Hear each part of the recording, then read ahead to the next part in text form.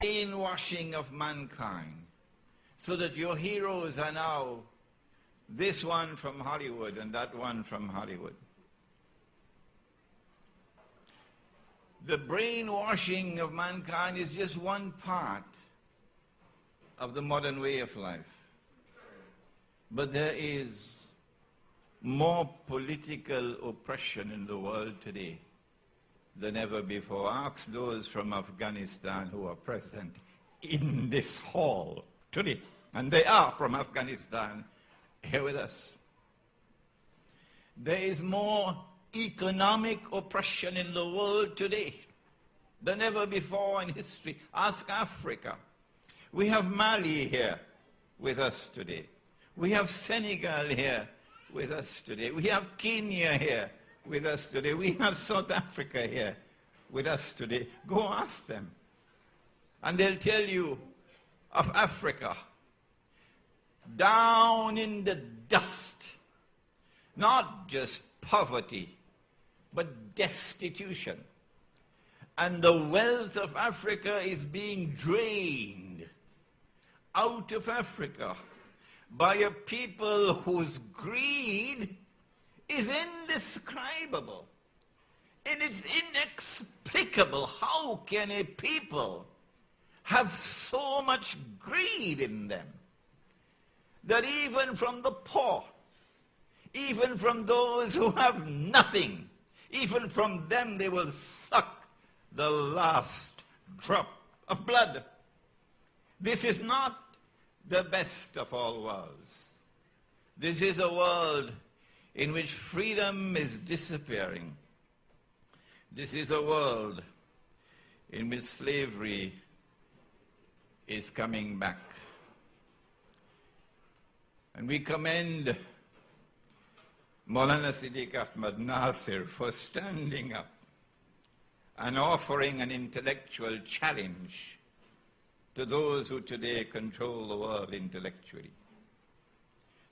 What he did and what I am attempting to do, inshallah, in offering a critical analysis, in pointing and exposing oppression, in pointing and exposing corruption around the world, we are fulfilling a duty that the Qur'an has placed upon us, you and I, our Prophet Muhammad, Allah's blessings be upon him, and I hope, Trinidad, you're listening.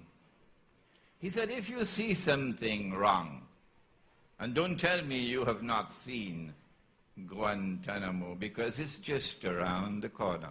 Your government may not see it, because it's not convenient for governments in this part of the world to take a look at Guantanamo.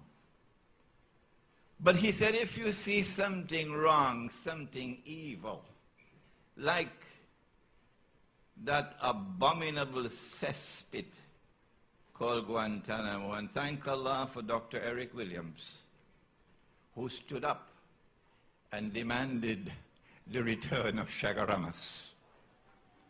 They had a base here in Trinidad called Chagaramas, just close to Venezuela on the north.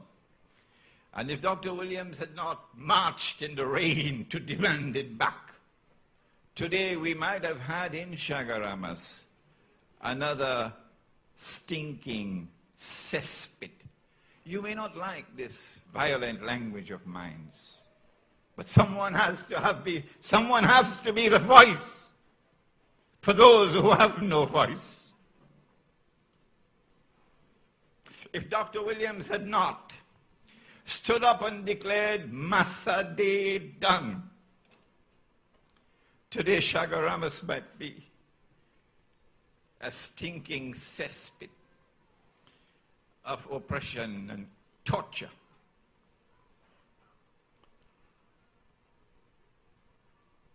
Those who see with two eyes say, this is the worst of all worlds, politically and economically as well. How do we break the chains of slavery that is tightening around us as we proceed with this talk, we'll give you the evidence that the chains of political slavery are tightening. The chains of economic slavery are tightening. Before we proceed to explain that, how do we break these chains? Maulana Siddiq Nasir, in his brilliant presentation, pointed to the necessity of pursuing the spiritual quest. I would use different language. I would say that we need a revolution. I would say that we need an internal revolution.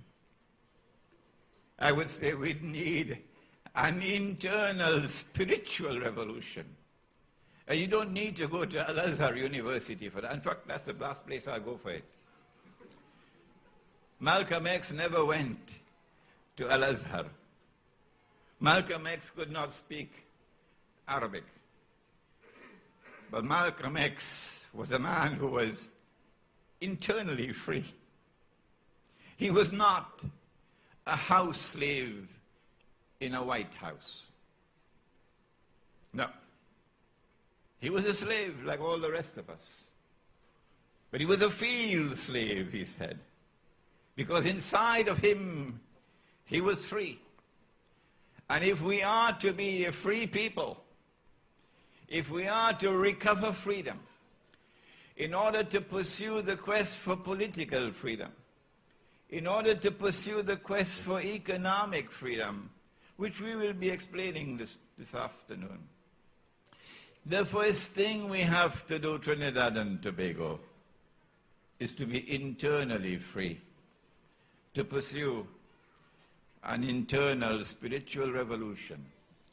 And if your corner church or temple cannot lead you to it, come to Islam. Come to Islam. Come to those who are not afraid to stand up, to point to the oppressor and declare him to be an oppressor. This is not that presentation of Islam that they like in the media, that they like on television. The radio stations love that kind of Islam. Our foreign guests, of course, would not know what I'm talking about. But those who went to school here in Trinidad would know that in ABC, we had a rhyme for that kind of Islam. Pata cake, baker's man. As fast as you can. No. No Trinidad and Tobago. You're not going to get pata cake, baker's man. Not from the students of Maulana Fadl Rahman Ansari, rahimahullah. If you see something wrong, something false, said the Prophet of Allah, change it with your hand. The Security Council of the United Nations could respond anyhow they want. But you cannot change the word of Muhammad sallallahu alayhi wa sallam. Change it with your hand. And we're going to try to do that to the extent that we have the capacity to do it. Change it. If we could do that in Trinidad, we could change this country that is collapsing. We are not a people who judge progress by lofty buildings and multi-million-dollar stadiums. They could do that. But we judge progress with a different measuring rod. We judge progress by the security of the society. How secure are you? Can you go to work and leave your wife at home? We judge progress by the stability of the family.